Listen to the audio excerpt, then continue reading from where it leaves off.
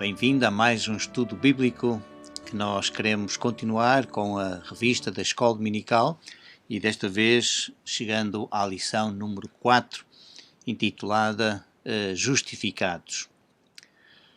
No nosso dia-a-dia é normal nós arranjarmos justificações para os nossos atos, quer sejam bons, quer sejam maus.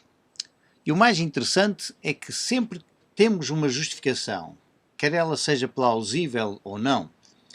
Às vezes sou confrontado exatamente com justificações que são uma verdadeira incongruência ou até mesmo incoerência com a vida da própria pessoa.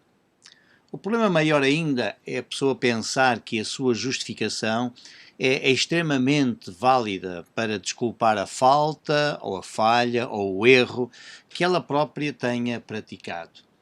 Isto acontece quando se falta a uma aula, quando se falta a um encontro ou até ao trabalho. Quando se chega atrasado, quando se quebra um contrato, quando não se faz aquilo que era suposto, etc. Nós sempre temos uma justificativa. Nós arranjamos sempre algo que sirva para justificar os nossos atos, as nossas atitudes e até mesmo os nossos pensamentos. O tema da nossa lição vem precisamente ajudar-nos a refletir nesta questão da justificação. Não é por acaso que a tese do autor da lição é a seguinte: todos os que pela fé aceitam o Evangelho são justificados perante o Pai. O versículo que nós deveríamos de memorizar encontra-se exatamente em Romanos, no capítulo 3, versículos 23 a 24, e que diz: porque todos pecaram e destituídos estão da glória de Deus, sendo justificados gratuitamente pela sua graça por meio da redenção que há em Cristo Jesus. Ficamos a pensar, o que é que Paulo queria dizer com a expressão ser justificado? Significa que a pessoa foi declarada justa ou que a pessoa passou a ser justa? Significaria que foi demonstrada a sua inocência? Ou será que Paulo estava a dizer que se provou que a pessoa fez o que fez porque não tinha outra alternativa? Bem, nós precisamos de contextualizar, sem dúvida, este texto e, embora não sendo uma tarefa fácil, nós vamos procurar fazer. Anteriormente, Paulo tinha argumentado e demonstrado que tanto os judeus como os gregos estavam debaixo do pecado. Os primeiros, porque foram infiéis aos oráculos de Deus, como nós poderíamos ver no capítulo 3, versículos 1 a 3, e os segundos porque preferiram adorar a criatura em vez do Criador, e isto nós já tínhamos analisado no capítulo 1, versículo 25. Estes atos tornam-os pecadores, isto é, transgressores da lei de Deus. Logo, passaram a ser denominados ou dominados principalmente pelo pecado. Sendo assim, todo o mundo, de acordo com o pensamento de Paulo, está sujeito ao juízo de Deus, diz ele no versículo 19 do capítulo 3. Ora, nós sabemos que tudo o que a lei diz, aos que estão debaixo da lei o diz, para que se cale toda a boca e todo o mundo fique sujeito ao juízo de Deus. A lei só dá a conhecer às pessoas o seu pecado, é o que Paulo argumenta. Isto é, ela não tem capacidade para justificar o ser humano. Por conseguinte, as pessoas não têm como arranjar justificativas, por mais inocentes ou boas que elas sejam, principalmente para os seus atos. Portanto, as pessoas estão fadadas ao julgamento de Deus. Entretanto, Paulo continua a sua argumentação com uma nova secção, de acordo com alguns, outros acham que não, que Paulo pura e simplesmente continua a desenvolver o seu pensamento, e é verdade, embora ele aqui comece com esta preocupação de esboçar o Evangelho como solução para a análise deprimente que foi feita anteriormente. Sem dúvida, esta passagem apresenta como elementos centrais dois temas muito importantes, ou dois termos muito importantes, digo, para este argumento de Paulo. E são eles o termo justiça, que nós encontramos no versículo 21, no versículo 22, no versículo 25 e no versículo 26, e depois a palavra fé. E esta sim nós encontramos em muito mais versículos nesta secção, desde o versículo 22, o versículo 25, o versículo 26, o versículo 27, o versículo 28, o versículo 30 e o versículo 31. Importa então entender o meio, a pessoa, o destinatário e a temporalidade, no fundo, da justificação. Por isso é que o autor da nossa revista apresenta 4 pontos essenciais para o que ele intitulou de os justificados. E os pontos que ele apresenta são, em primeiro lugar, pela fé, versículos 21 a 24. Em segundo lugar, em Jesus, versículos 25 a 26. E, em terceiro lugar, ele diz que é para todos, nos versículos 27 a 31. Finalmente, no capítulo 4, versículos 1 a 3, ele desenvolve o quarto ponto, desde Abraão, ou incluindo Abraão. Pegando no primeiro tema, relacionado com os justificados, o nosso autor aponta então para este texto. Lendo o texto bíblico que nós temos no capítulo 3 de Romanos, versículos 21 a 24, diz assim: Mas agora, sem lei, tem-se manifestado a justiça de Deus, que é atestada pela lei e pelos profetas. Isto é, a justiça de Deus pela fé em Jesus Cristo para todos os que creem, pois não há distinção. Porque todos pecaram e destituídos estão da glória de Deus, sendo justificados gratuitamente pela sua graça, mediante a redenção que há em Cristo Jesus. Paulo começa com a célebre expressão "mas agora", que ele gosta muito de usar, para, no fundo, marcar exatamente uma transição de uma época para outra, tendo aqui, portanto, um agora que os teólogos chamam de escatológico. Parece que a lei funcionava como uma espécie de demarcação entre essas duas épocas, isto é, a época da lei e agora a época sem lei, e ele utiliza exatamente essa expressão, sem lei. Um comentarista desta Epístola aos Romanos, chamado James Dunn, comenta que esta expressão significa fora dos parâmetros nacionais e religiosos estabelecidos pela lei. Portanto, ele entende que Paulo aqui está a utilizar esta expressão precisamente para dizer que precisamos de sair daquilo que limita as pessoas nacional e religiosamente. Outra expressão igualmente importante é a palavra ou a frase justiça de Deus. É sem dúvida uma palavra ou uma expressão muito discutida. Mas é necessário que nós entendamos como é que a palavra era usada no Antigo Testamento.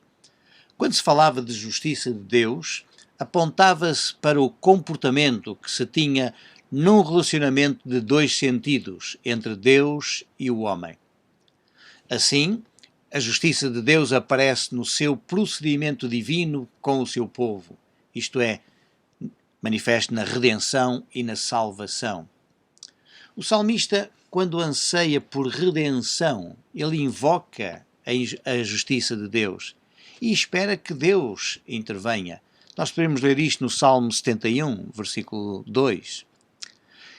E é neste contexto que Paulo usa esta expressão, aplicando-a então à ação salvadora de Deus a favor da sua criação. O que provavelmente seria um contrassenso para um judeu que estava habituado a ver na justiça e na lei dois termos correlativos. Ele aplica a justiça de Deus não apenas aos judeus, mas de forma mais abrangente também a todos os gentios. Paulo, apesar de ser judeu, ele é um apóstolo dos gentios E como apóstolo dos gentios, ele derruba estas barreiras nacionalistas ao dizer que a justiça de Deus se tem manifestado decisivamente agora, sem lei. Este é o ponto de viragem na história da salvação. Por enquanto, Paulo não cita nenhuma prova escriturística, mas afirma que este ato de Deus está testemunhado na própria lei e nos profetas. E ele usa exatamente esta expressão para levar as pessoas a procurarem na lei e nos profetas exatamente esta justiça de Deus. Ora, Paulo continua o seu argumento sobre a manifestação da justiça de Deus. E ele quer explicar tanto a judeus como a gentios que a justiça de Deus tem-se manifestado através da vida e ministério de Jesus, especialmente na sua cruz. É por isso que o versículo 22 está ligado ao verbo no versículo anterior. Sim, quer dizer que Paulo complementa a frase inicial e volta a dizer no versículo 22, isto é, a justiça de Deus pela fé.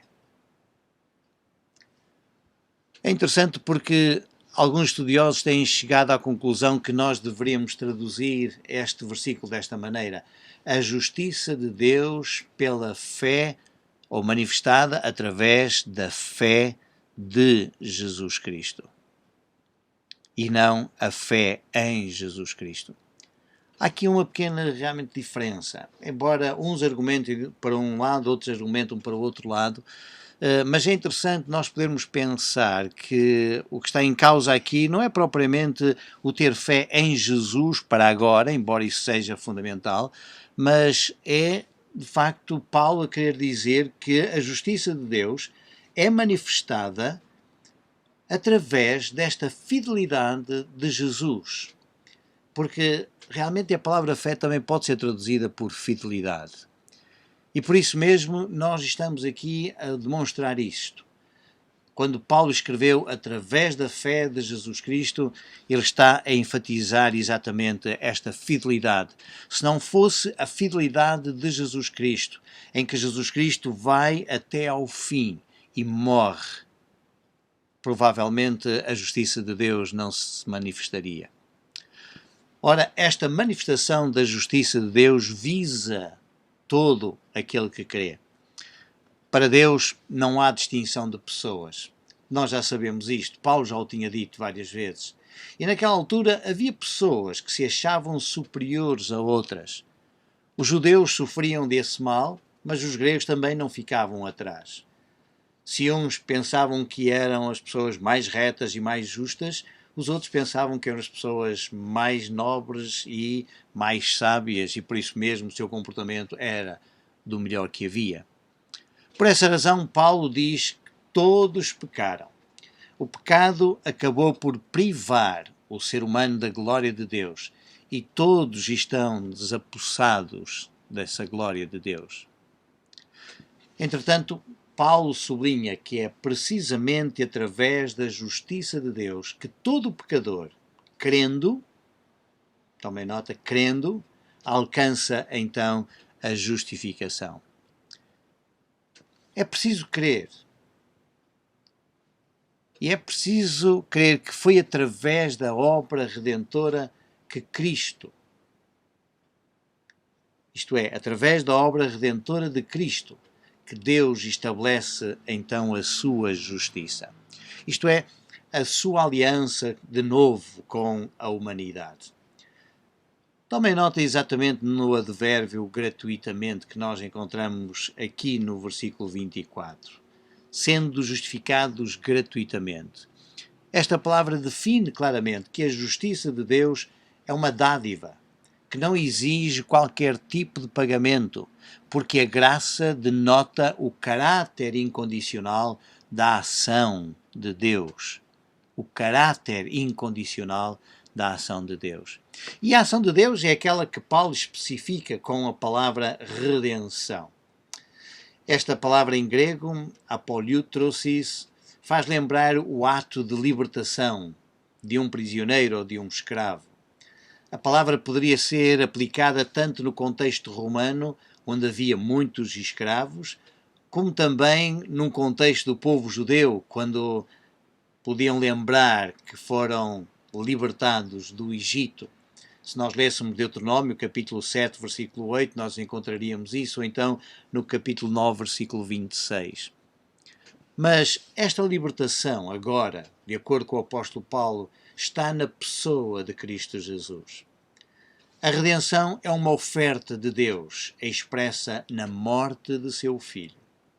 E é importante notar que a palavra redenção não é apresentada no sentido literal de resgate ou de pagamento. Lembrando principalmente o texto de Isaías, nós iríamos ler exatamente no capítulo 52, versículo 3, porque assim diz o Senhor: por nada fostes vendidos, e sem dinheiro sereis resgatados. É verdade. O profeta fala exatamente disto.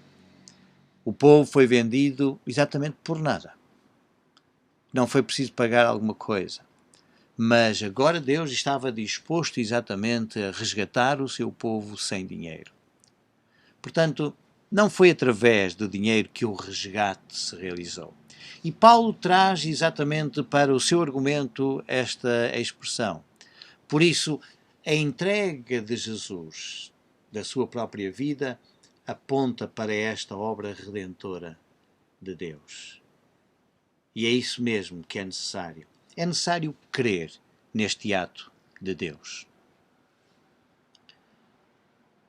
O segundo aspecto que nós encontramos é em Jesus. Versículos 25 e 26 dizem assim: ao qual Deus propôs como propiciação pela fé no seu sangue, para demonstração da sua justiça, por ter ele, na sua paciência, deixado de lado os delitos outrora cometidos, para demonstração da sua justiça neste tempo presente, para que ele seja justo e também justificador daquele que tem fé em Jesus. Não será fácil este texto. A explicação para o ato de justiça de Deus é realçada com o uso do verbo propor. Em grego é a palavra protithemai. Este verbo tem o sentido de colocar diante de alguém para que seja examinada alguma coisa. É possível que Paulo esteja até a usar este verbo em dois sentidos. Por um lado, ele significa que Deus planeou ou determinou antecipadamente a morte de Jesus como um meio de expiação, e por outro lado, apresenta a morte de Jesus diante de todos para que possam ver a verdadeira essência da sua justiça. Portanto, a palavra propor poderá ter estes dois sentidos. O sentido de colocar diante de toda a população, ou então o de ter planeado ou ter determinado antecipadamente a redenção, exatamente através do sangue de Jesus Cristo. O versículo 25 continua a explicar o significado ou o sentido da palavra redenção, utilizando exatamente a palavra propiciação. Esta palavra é usada no Antigo Testamento, segundo a Septuaginta, para falar de expiação. Por exemplo, o propiciatório era a cobertura da arca que estava em cima da arca da aliança e sobre a qual era aspergido o sangue dos animais que eram oferecidos para expiar o pecado do povo. É interessante porque diz-nos o texto de Êxodo, capítulo 25, versículos 17 a 22, que Deus diz que seria de cima desse propiciatório, ou dessa tampa que estava em cima da arca da aliança, que Deus haveria de falar ao seu povo, de onde Deus falaria, sem dúvida. E ao mesmo tempo é importante nós notarmos que a ênfase é colocada sobre a iniciativa divina que é a base da expiação e que recebe a sua representação histórica e a sua mediação no autossacrifício de Jesus. A morte de Jesus Cristo é a prova, é a demonstração da justiça de Deus. E se nós queremos entender o que significa a justiça de Deus, é precisamente isso.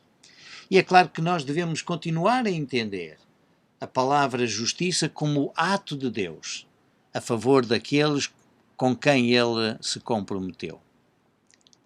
Ele apresenta a prova que nós temos exatamente aí, para a demonstração da sua justiça.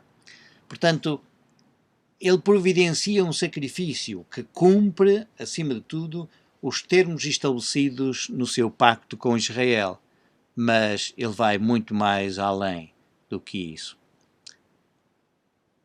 A tradução da segunda parte do versículo 25 não é fácil de se entender. Por ter Ele, na sua paciência, deixado de lado os delitos outrora cometidos, diz a minha versão. A versão revista e corrigida da Bíblia diz pela remissão dos pecados dantes cometidos, sob a paciência de Deus. Uma outra versão, a versão segundo os melhores textos em hebraico e grego, portanto que seria da imprensa bíblica brasileira, diz: por ter Ele na sua paciência deixado de lado os delitos outrora cometidos. Se nós lêssemos a versão português corrente, portanto da Sociedade Bíblica de Portugal, a Boa Nova, traduz desta maneira: outrora tinha sido paciente e não tinha castigado os pecados dos homens. Não sei se isto não complica ainda mais a ideia que Paulo estaria a querer apresentar.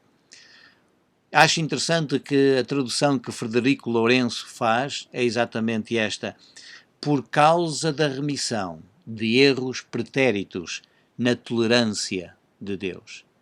Isto é, no fundo, o que nós encontramos neste versículo é que Deus planeia, ou Deus coloca diante de todos, como propiciação, através da fé no seu sangue, para ser realmente uma prova da sua justiça, por causa da remissão dos erros passados e, sem dúvida nenhuma, com a tolerância de Deus. Portanto, parece-me lógica a ideia de nós traduzirmos exatamente a proposição de a seguida de acusativo com a frase por causa de, e não por ter Ele deixado de lado os delitos. Deus não deixou de lado os delitos. Deus não pôs de lado os delitos. Mas Deus mostra realmente a sua redenção e exatamente apresentando Cristo como a expiação dos nossos pecados por causa, exatamente, por causa dos pecados anteriormente cometidos. Paulo não clarifica muito bem se o sistema sacrificial no passado era apenas um adiamento ou uma protelação até à vinda de Jesus Cristo. No entanto, para ele era uma forma legítima de lidar com o pecado, embora não fosse a resposta final para o problema. Portanto, Paulo não critica, propriamente dito, os sacrifícios realizados pelas pessoas. No entanto, Paulo afirma claramente que só o sacrifício de Cristo podia dar garantias de uma verdadeira libertação do pecado. Ao longo da história, Deus foi tolerante, sim. Termo que nós encontramos na literatura clássica com o significado de armistício. Portanto, a palavra que é traduzida aqui por tolerante ou por paciência, de acordo com algumas versões, é a palavra anoké. E a palavra em si traduz-se por armistício, isto é, a cessação temporária de hostilidades. E por isso seria interessante nós verificarmos como esta palavra é usada então em relação à humanidade. A prova está na sua justiça, isto é, no seu ato manifestado agora, no momento presente. A palavra para momento presente ou tempo presente é a palavra kairos. Fala deste tempo, deste momento. Este é o tempo da oportunidade. O tempo em cujas decisões tomadas e as ações praticadas determinarão certamente o nosso futuro.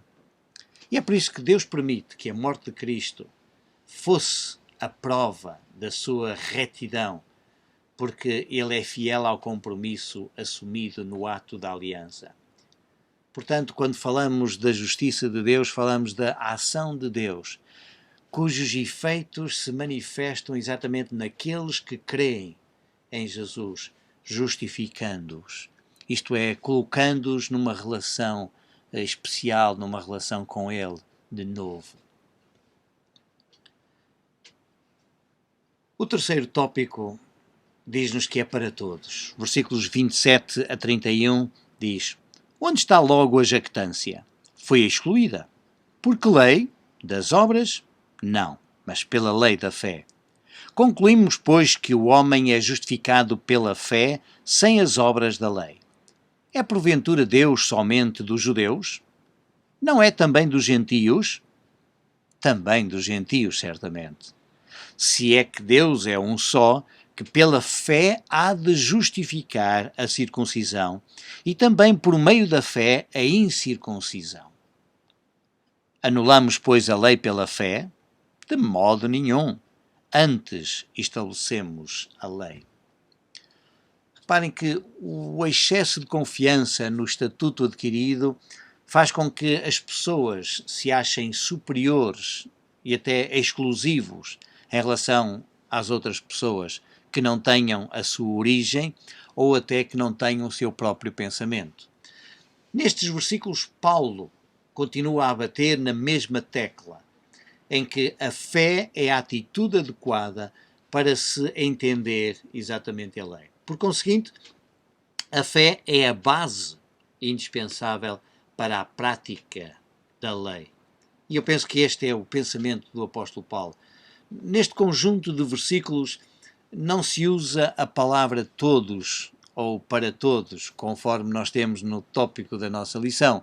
No entanto, Paulo vai argumentar que Deus, afinal, não é somente dos judeus, mas é também dos gentios.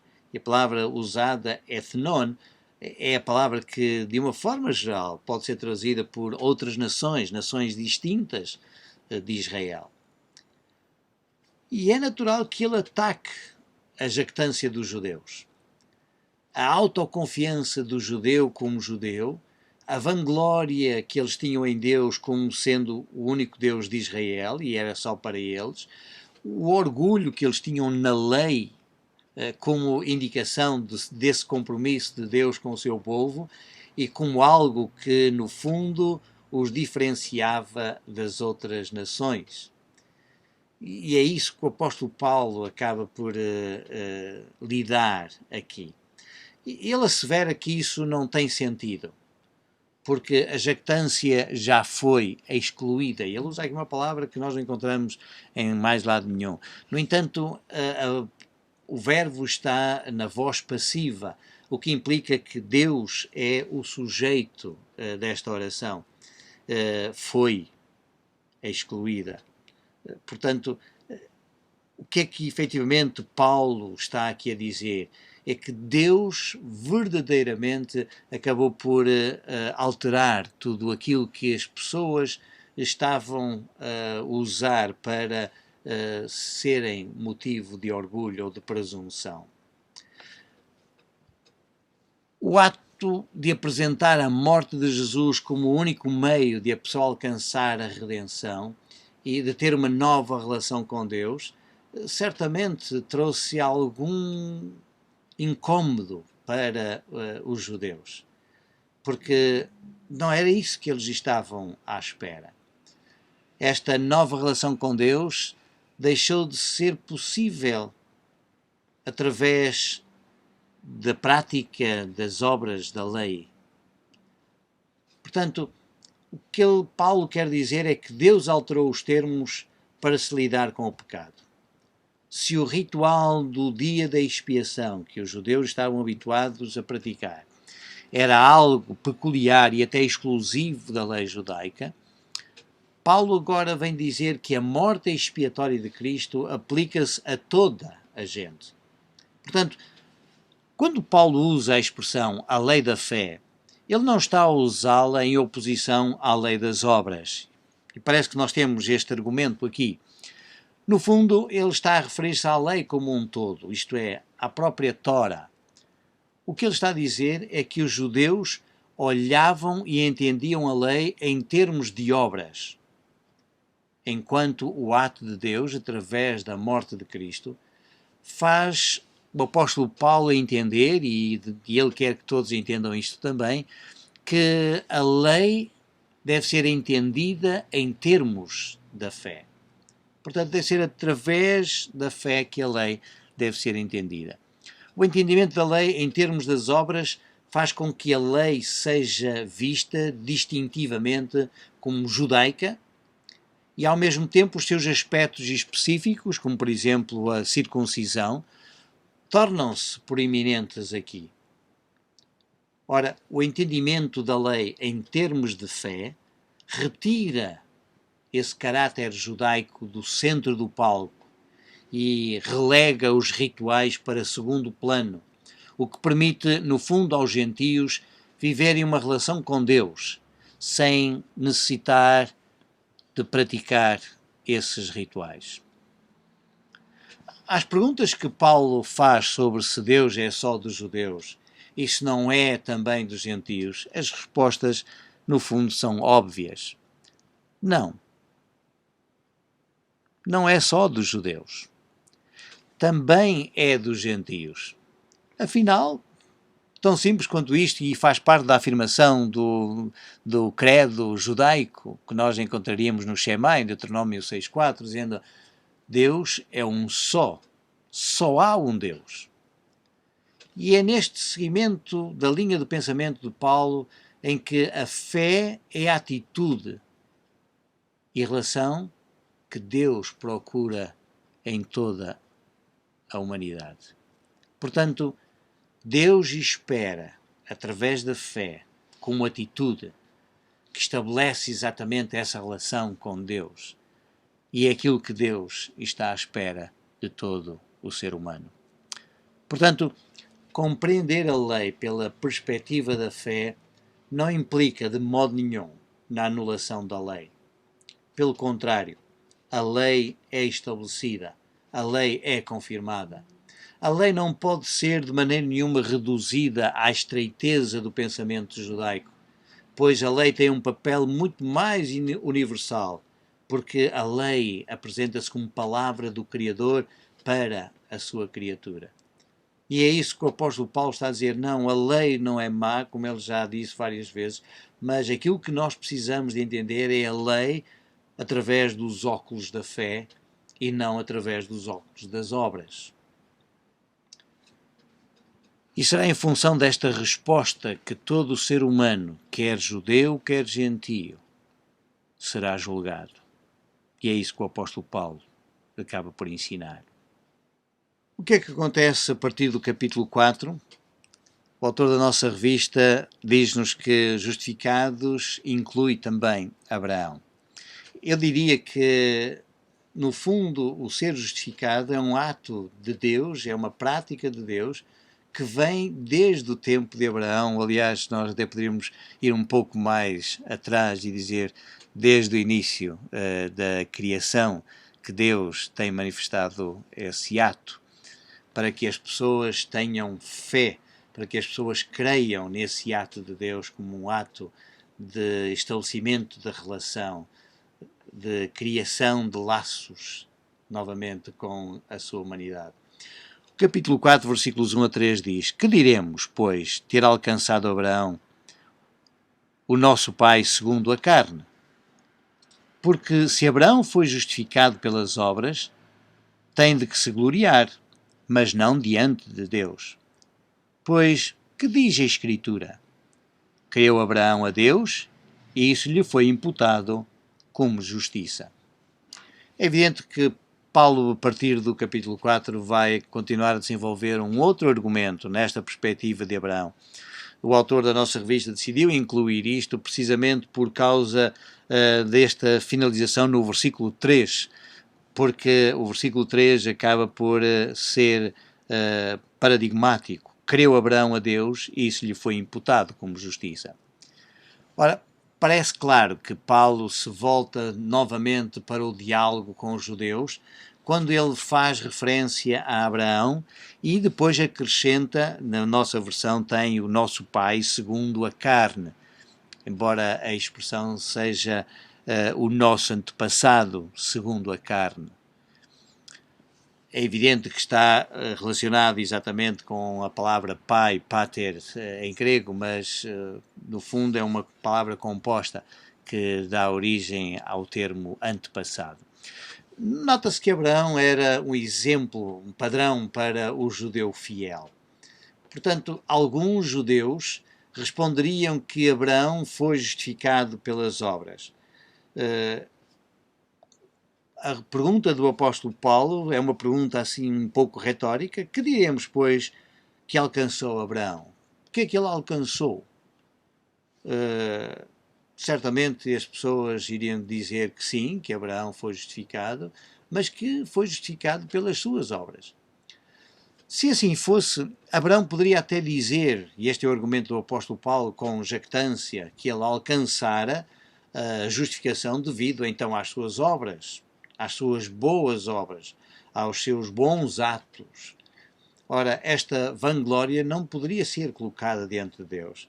Então, como é que Deus poderia justificar de facto Abraão se efetivamente ele se baseasse nas suas obras? Abraão não teria condições para colocar a sua jactância, o seu orgulho diante de Deus, dizendo: vê como eu sou bom. Aqui está realmente aquilo que é crucial na resposta típica do judeu. O seu orgulho em ter uma posição privilegiada no meio das nações tornou-se um orgulho diante de Deus. E por isso mesmo merece o mesmo julgamento que nós encontraríamos no capítulo 1, versículos 21 e 22. Porque se aquilo se aplica aos gentios, então este mesmo orgulho, esta mesma presunção também teria de se aplicar aos judeus. E é isso que Paulo, no fundo, está a argumentar. O problema do ser humano é julgar que pode fazer algo que o reabilite na sua relação pessoal com Deus.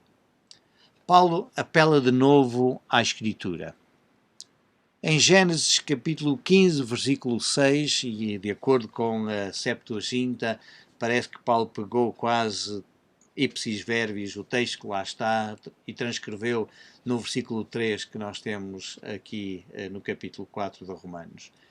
Abraão creu em Deus e isso foi-lhe imputado como justiça. Pensemos naquele episódio. Abraão tivera uma visão durante a noite. E durante essa visão Deus apareceu a dizer-lhe que ele era o seu escudo e o seu grandíssimo galardão. Perante esta frase de Deus, Abraão pergunta: mas o que é que me hás de dar? Pensando na palavra galardão, foi o que efetivamente Abraão pensou. Afinal, eu não tenho filhos. E o resultado vai ser que quem nascer na minha casa, esse vai ser o meu herdeiro, porque se eu não tenho filhos, qualquer servo, qualquer criado que nascer aqui acabará por herdar tudo aquilo que eu tenho. E Deus reage a esta angústia de Abraão e promete-lhe um descendente gerado por ele mesmo. E por isso Deus leva Abraão até ao exterior, manda-o olhar para o céu e contar as estrelas, se é que ele as poderia contar. E depois faz a promessa: assim será a tua semente. Após isto, vem então a declaração de que Abraão creu. E deste modo foi-lhe atribuída a justiça por Deus. mesmo sem fazer sentido para Abraão, ele acabou por decidir crer em Deus. E, por conseguinte, Deus estabeleceu esta relação com ele. Embora depois, na vida de Abraão, nós vejamos que, afinal, parece que Abraão continua a ter algumas dúvidas e faz algumas coisas com vistas a ver se a promessa de Deus se cumpre. No entanto, aqui neste episódio, é importante a conclusão que o escritor acaba por apresentar. Abraão creu em Deus e isso lhe foi imputado por justiça. Isto quer dizer que Abraão acabou por dizer sim, eu vou viver pela fé nestas palavras que Deus acabou de pronunciar. A tua semente será como as estrelas do céu. E é isso que o apóstolo Paulo acaba por argumentar, dizendo: Abraão creu. E isto foi antes, inclusive, da própria circuncisão, se nós estamos lembrados. Antes de Deus estabelecer um pacto, um concerto, uma aliança com Abraão, dizendo para ele circuncidar o seu filho, antes disso acontecer, afinal, nós temos esta afirmação. E Paulo vai buscar esse argumento da Escritura para dizer: Abraão creu antes do concerto.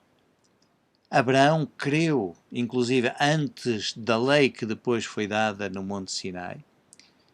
E é por isso que nós devemos entender que, afinal, o conceito de justiça leva-nos a pensar no estabelecimento de uma relação.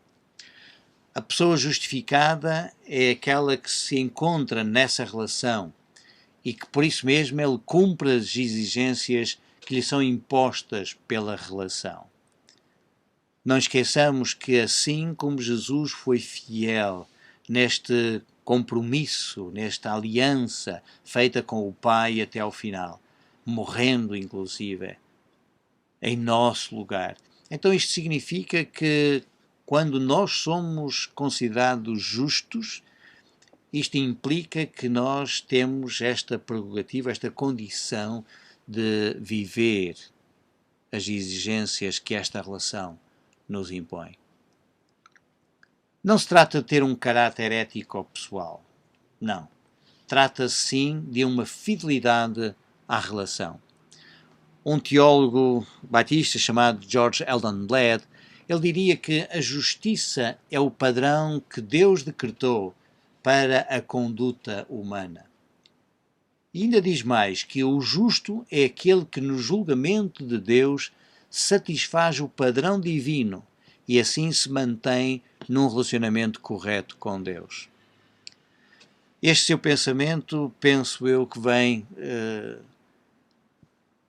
no seguimento do pensamento do apóstolo Paulo, ou pelo menos tentamos compreender o apóstolo Paulo o melhor possível, embora muitos outros argumentos são apresentados noutra orientação. No entanto, a base da justificação não é o cumprimento dos rituais da lei em si, é a aceitação pela fé de que a morte de Cristo é a verdadeira manifestação desta justiça de Deus. E, ao mesmo tempo, a morte de Cristo é o único meio para que o ser humano possa voltar a ter este relacionamento com Deus e, assim, poder ser chamado de justo. Portanto, esta é a nossa lição e esta é a ênfase que nós devemos dar. Que Deus efetivamente manifestou a sua justiça, apresentando esta prova concludente na morte de Jesus. Todo o ministério de Jesus, a sua vida, a sua morte e a sua ressurreição são a prova cabal de que Deus é um Deus justo e que aí está, efetivamente, a sua justiça. E que esta justiça é colocada sobre cada um de nós, na medida em que nós aceitamos e cremos nas palavras de Deus. Quando Deus diz que, através de Cristo, Ele providencia a nossa expiação. E é por isso mesmo que nós, através de Cristo, daquilo que Cristo fez, acabamos por ter um novo relacionamento com Deus. E isso nós esperamos que assim seja. Que Deus os abençoe e até à próxima.